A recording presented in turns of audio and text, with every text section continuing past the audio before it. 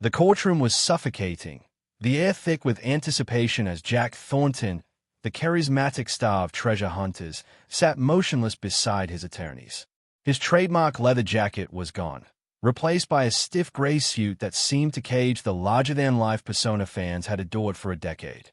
Across America, viewers who'd spent Sunday nights watching Jack unearth rare artifacts were glued to their screens, stunned by the news that had broken 6 months earlier. Jack Thornton had been arrested for the murder of his co-star and lifelong friend, Nate Carver. What everyone assumed was a tragic accident, a heart attack, the coroner had first said, was now a chilling tale of premeditated betrayal. The prosecution claimed Jack had poisoned Nate, driven by a toxic mix of envy and greed, and the evidence was mounting. It started with whispers, rumors that swirled on social media after Nate's sudden death at 42. Fans of Treasure Hunters, the hit show on the Discovery Network, had mourned Nate's passing, believing it was a natural tragedy. He'd been the quieter half of the duo, the meticulous researcher to Jack's bold adventurer, always poring over dusty maps while Jack charmed the camera. Their dynamic had built an empire, 15 seasons, millions of viewers, and a merchandising deal that turned their finds into collectibles sold worldwide. But the autopsy changed everything. Lethal levels of a race sedative, not prescribed to Nate, were found in his system. The Iowa coroner's office, initially attributing his death to cardiac failure, reopened the case when toxicology reports revealed the truth. Nate had been deliberately overdosed. The news hit like a sledgehammer. Jack, the man who'd once pulled Nate from a collapsing mine shaft on live TV, was named the prime suspect. Prosecutors alleged he'd slipped the sedative into Nate's coffee during a late-night meeting at Nate's lakeside cabin. The motive? Control over Treasure Hunters and its lucrative spin-offs, which Nate had been pushing to rebrand under his own vision. Jack, they said, saw Nate's ambition as a threat to the empire he'd built. The betrayal was unthinkable. A man who'd called Nate his brother, who'd shared campfires and triumphs, now accused of cold-blooded murder. Investigators first turned their attention to Jack after a tip from a Treasure Hunters crew member. The assistant cameraman, Ethan Walsh, told police he'd seen Jack's truck parked outside Nate's cabin at 2 a.m. the night he died. Ethan, who'd worked on the show for 3 seasons, said Jack's behavior had shifted in the months leading up to Nate's death. He'd overheard Jack arguing with Nate about the show's future, shouting that Nate's ideas for a solo spin-off would tank everything we've worked for. Ethan's testimony was just the beginning. Security footage from a gas station near Nate's cabin showed Jack filling a canister at 1:45 a.m., his face unmistakable under the harsh fluorescent lights. When police searched Jack's home, they found a vial of the same sedative in a locked drawer, its label scratched off but still traceable to a pharmacy 200 miles away. The Iowa State Police dug deeper, uncovering text messages that painted a damning picture. 3 weeks before Nate's death, Jack had texted him, "You think you can just walk away and take half the show? Think again." Another message, sent hours before Nate's death, read, "Meet me tonight. We need to settle this." Jack claimed the texts were about a contract dispute, but prosecutors argued they showed intent. The most chilling evidence came from Nate's own phone, recovered from his cabin. A voice memo, recorded the night he died, captured Nate mumbling, "Jack's here. Something's off. I don't feel right." The audio cut off abruptly, and paramedics found Nate unresponsive 3 hours later, his coffee mug still warm on the table. Jack's arrest sent shockwaves through the Treasure Hunters fan base. Social media exploded with hashtags like #JusticeForNate and #JackIsInnocent. Some fans refused to believe the man who'd spent years preaching the value of history could be capable of such a crime.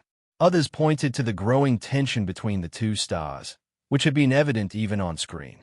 In the final season Nate appeared in, viewers noticed Jack's sharp comments when Nate suggested new hunting grounds or questioned Jack's risky decisions. Behind the scenes, crew members later testified, Jack had grown possessive, insisting on final say over every episode's direction. Nate, recovering from a recent surgery, had wanted to slow down, focus on research, and pitch a spin-off centered on historical restoration. Jack, the prosecution argued, so this is a betrayal of their shared legacy. The trial began in a small Iowa courthouse, but its reach was global. Reporters packed the gallery, live-streaming updates to millions. The prosecution's case was methodical, painting Jack as a man consumed by ambition.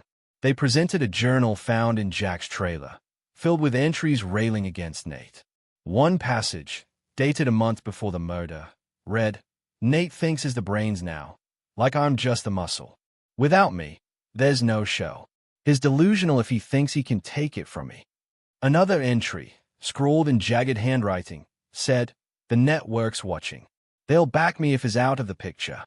The journal's raw anger stunned the courtroom, and even Jack's fans began to waver.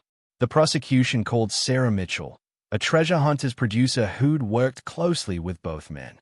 Sarah, visibly shaken, testified that Jack had become erratic in the year before Nate's death. She recounted a meeting where Jack slammed his fist on a table, furious that Nate had pitched his spin-off idea directly to the network. Jack said Nate was trying to steal his spotlight. Sarah said, her voice trembling. "He told me, if Nate wants to play dirty, I can play dirtier."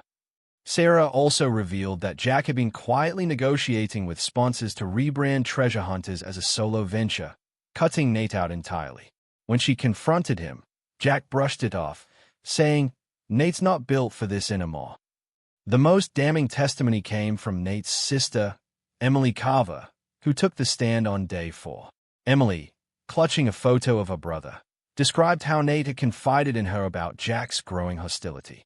Nate said Jack was obsessed with being the face of the show, she told the jury.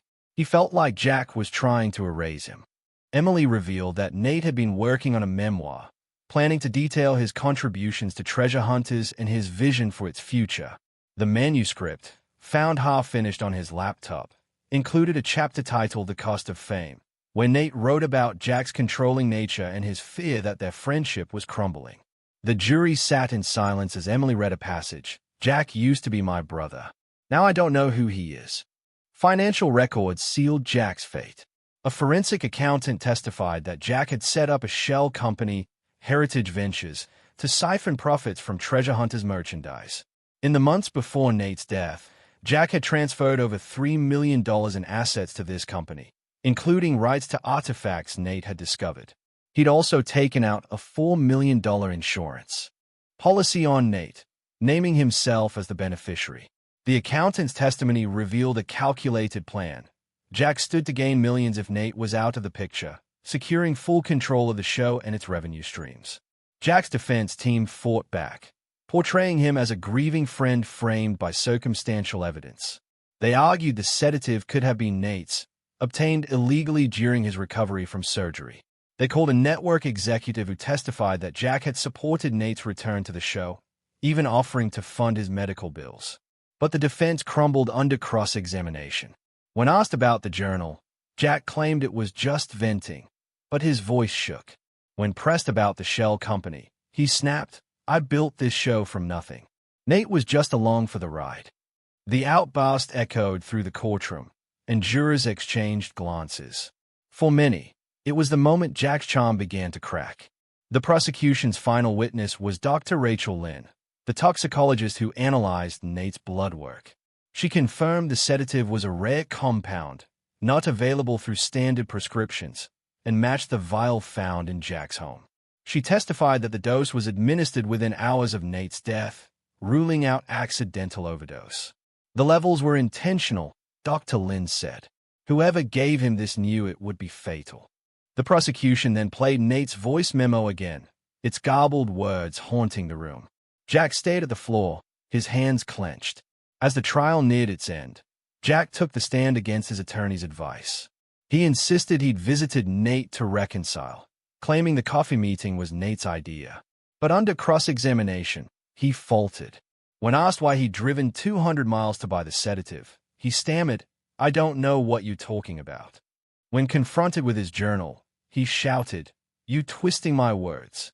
I loved Nate." The prosecutor pressed harder, asking about the insurance policy.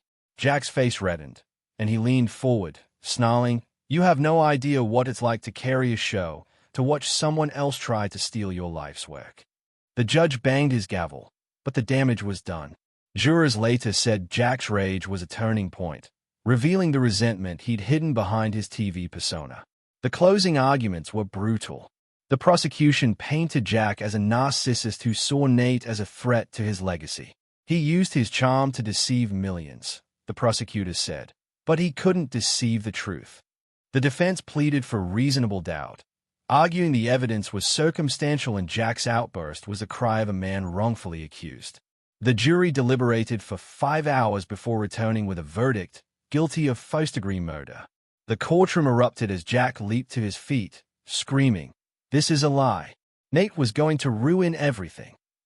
He shoved his attorney aside, knocking over a chair, and lunged toward the gallery, where Emily Carver sat today. Bailiffs tackled him, but not before he grabbed a pen from the table and hurled it, narrowly missing a reporter. "I made treasure hunters. It was mine," he roared as officers dragged him away, his voice echoing down the hall. The aftermath was chaos. The Discovery Network pulled Treasure Hunters from its lineup, issuing a statement of condolence to Nate's family. Sponsors dropped their partnerships, and fans flooded social media with grief and anger. Emily Carver announced plans to sue the network, alleging they'd ignored Jack's erratic behavior for years to protect the show's profits. Crew members, torn between loyalty to Jack and horror at the truth, went silent, with many leaving the industry altogether. Weeks later, a former Treasure Hunter's intern came forward with a chilling story. She claimed Jack had once confided in her about his fear of losing the show. He said Nate was holding him back, she told a reporter. He talked about fixing things if Nate didn't step aside. The intern's story, though inadmissible in court, fueled public outrage.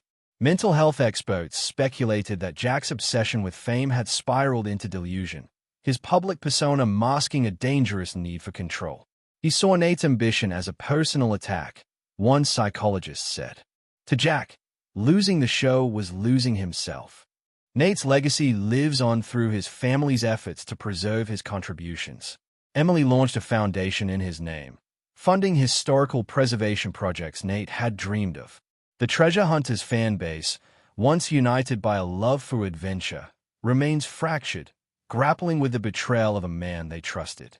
Jack, now serving life without parole, spends his days in a maximum security prison, his charm useless behind bars. In his final interview before sentencing, he muttered, "The truth will come out. Nate knew what he was doing to me."